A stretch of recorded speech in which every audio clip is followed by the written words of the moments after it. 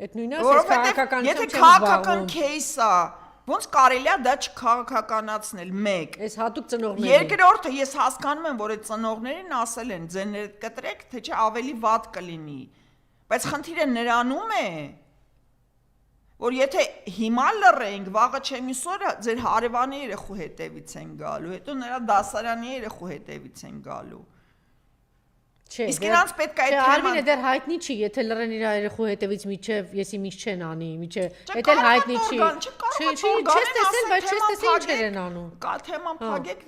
բան կանենք, երեխուդ բաց կթողենք, նման զարգացում հնարավոր է։